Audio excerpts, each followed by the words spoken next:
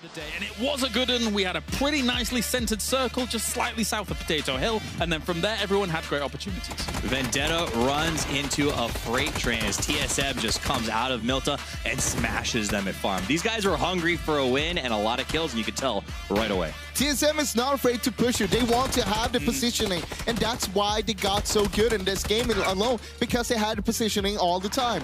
Oh, well, very unfortunate game for Vendetta, actually, because they actually got pushed multiple times in different areas in their home turf. We had an ending very close to them, actually, on the western side compared to where they loot.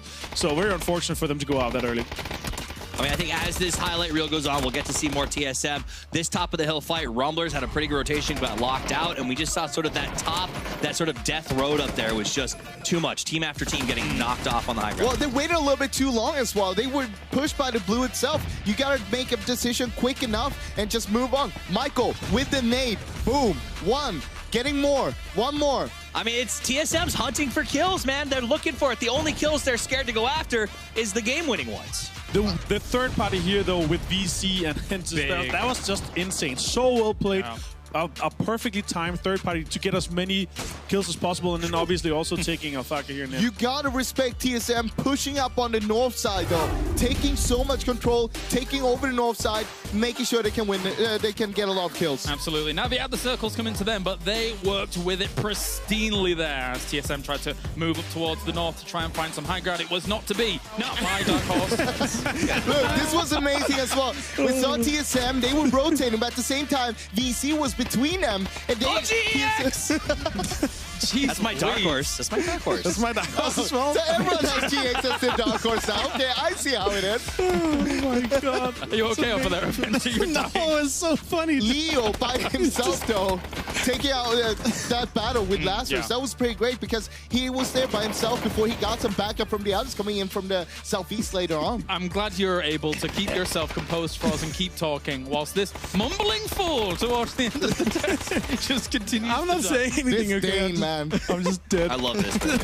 Yeah, that's great. This push here with making sure that the first guy he overextended to take the attention and then making sure that none of them got knocked. That's a play you can take to your actual pub game. Pushing the balcony versus pushing the hallway, always a much safer bet. It was really clean. Looking out through the game, though, we saw TSM and Navi. They were struggling a little bit on the west side. Not just early on, but later on as well. Gustav here making a move. He was, well, he had left Iroh behind, but at the same time, he pushed here. He got himself one more point here, and that's great. One more point. We're talking about this the whole time. 1 point could be the difference in the end. They had, what, like 8 kills by the end of this game, despite not really having placement points. So that's really big, despite no placement points probably coming in there. This, though, the big story, Tempo Storm losing the 4 versus 3 versus Rumblers. I could hear in Poro's voice, his patriotic heart was broken. So, no. GX, though, of course, get themselves the win there. As we just saw Kane, he was able to clutch out in the very last moment. Great play by him. There was a lot to talk about when it comes to our circles shifting here and there. And the shifts overall, Avenger, were strenuous on a lot of these teams. I gotta say, I love these kind of circles. Because it's a curveball that these guys are throwing. All this, the migration, the great migration, basically, to the eastern side. There are so many great macro plays. It was amazing. I haven't seen traffic like this since I drove on the 405, man. It was non-stop. It was Fury Road. People went out. We even lost my dark horse GEX during that rotation. It was really tough for them. And then we end up in the cluster at Milta Power. Look, I have no idea what the 405 is, but I'm guessing there's a lot of vehicles on that highway or whatever it is.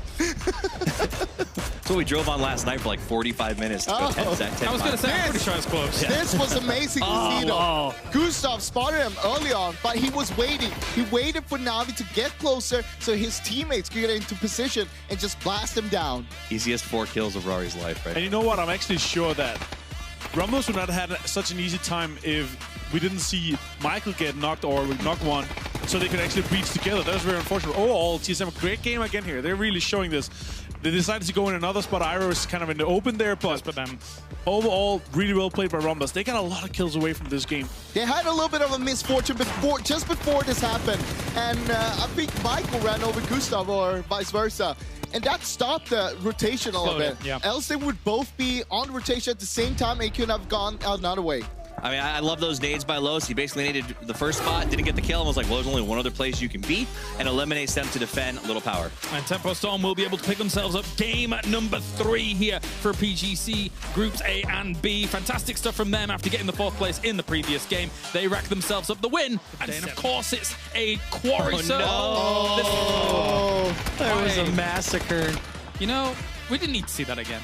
I think we did. I think we did. I think we did. Xenox came over immediately like, no, how are you going to do it like that? Perfectly. Such a good nade. I mean, no one's going to expect anyone to lay down there just after the bridge ends. Yeah, that's in the open as well. And the triple nade. I love they were crawling in unison. Oh, nice. 4x spray from Veselaj. And then North America, as we jump into Tempo Storm here, all 4 teams go out one after another. 13th, 12th, 11th, and 10th. This knock, though. This knock. It's nice. Such a good knock. Are you saying that placement was a restoration to normality? Or? Yeah, I mean, it wasn't great. We joked about Rumblers not being good at this map. They got zero. Got 0 points. Lazarus got 5 at least, so they picked up some points on those rotations, but that's pretty common for them. They play this map okay. Sure. But NA, man, not great for them. Hey, it was a rough game, but at the same time, we're only playing ones. Yeah. So we got to move on to Miramar. They can do better there. Definitely so. Taking a look at some of these final moments as well. Since this had a hard time getting into this final circle, I even saw Crazy Sam doing a crazy 360 trying to jump in. Gustav. He almost does it. Oh, almost, it's so beautiful. Yeah. Crazy. Watch it.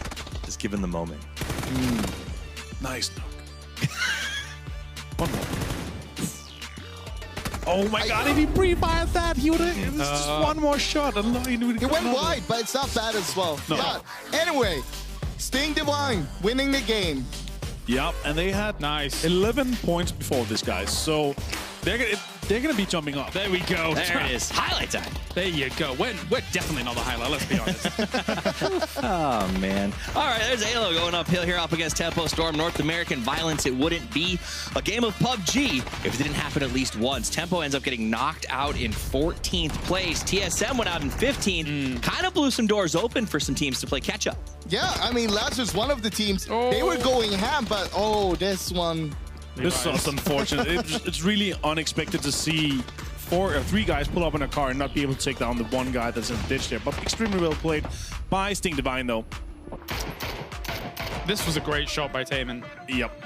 Overall, Gen G, they held the whole road down really well, but when Na'Vi pushed them in, now costing them a few guys, and they couldn't fight their way into the further kind of zone and push themselves further. But Genesis, though, also got popped out early. They tried to make a push across the road, which is the right play here because they saw where the zone was gonna. They expected where the zone was gonna end. They're crossing the road early because it is the only play. This is beautiful to watch. How do it? Gen G playing as a teammate. Loki and Esther, 2 guys taking out Na'Vi all by themselves, one by one there. Ooh. Big bopping plays there, and we do have OG and Entus Force finally getting themselves some big points on the board. One of the bigger seeds coming out of PKL has now made their presence very much known as they try and push. So many throughout that game. Let's watch this one back and get a little bit of a reminder. And just keep in mind how many of these points seem, you know, one kill can make such a difference throughout the entirety of these matches. The stats do matter, and I think you've got to look at it. I mean, Entus Force, they came into this one, and we said it on Miramar, they have an average placing of 2.5. They know the lay of the land. They know this was a time to make up some points and get some really good stuff behind them and get it going. They've done just that. This is a phenomenal play from them.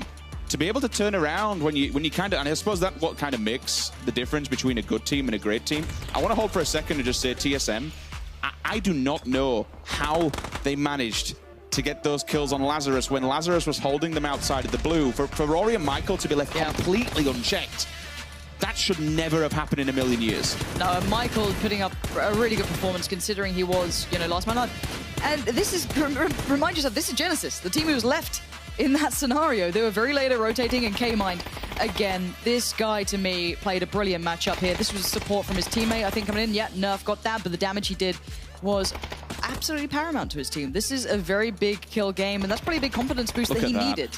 To be able to nail that is coming across the road and just keep your teammates up.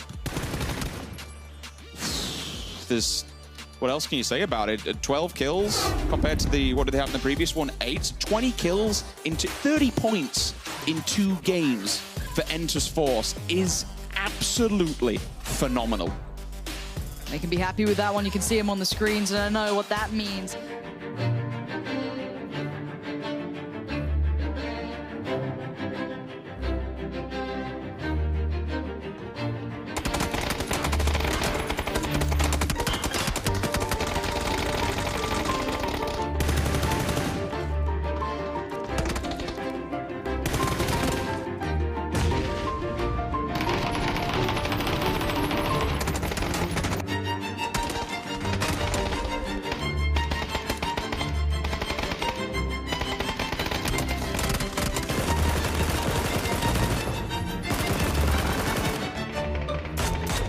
He's probably for the left. Nice smoke, so.